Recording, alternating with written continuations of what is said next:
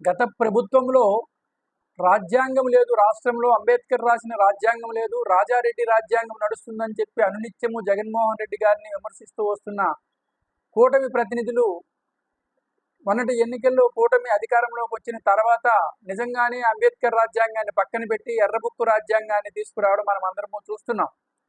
ప్రతి నిత్యము వైఎస్ఆర్సీపీ కార్యకర్తలపైన, నాయకులపైన అఘాయిత్యాలు జరుగుతూనే ఉన్నాయి. తాజాగా మరెందుకు అనుకున్నారో ఏమో, ఎలాగూ లేదు అంబేద్కర్ రాజ్యాంగం, ఇక అంబేద్కర్ విగ్రహం ఎందుకు అనుకున్నారో, విజయవాడలో స్మృతివనంలో ఉన్న అంబేద్కర్ గారి విగ్రహం పైన కూడా దాడికి పూనుకున్నారు ఈ కూటమి నాయకులు, అభిమానులు. తాజాగా అంబేద్కర్ స్మృతివనంలో ఉన్న అంబేద్కర్ విగ్రహాన్ని నాశనం చేసేదానికి వెళ్ళి అక్కడ ఉన్న శిలాఫలకం పైన జగన్మోహన్ రెడ్డి గారి పేరును నాశనం చేసి ఆ విషయం తెలుసుకుని వైఎస్ జగన్మోహన్ రెడ్డి గారి పార్టీకి నాయకులు అక్కడికి చేరుకోగానే నెమ్మదిగా అక్కడి నుంచి పలాయనం చిత్తగించినట్టు తెలుస్తూ ఉంది. దీనిపైన దళిత సంఘాలు బగ్గుమన్నట్టు మనకు అందుతున్న సమాచారం. ఇకనైనా ఇటువంటి కార్యక్రమాలు మానుకోవాలని దళిత వర్గాలు కూటమి ప్రభుత్వాన్ని హెచ్చరించినట్లు తెలుస్తూ ఉంది.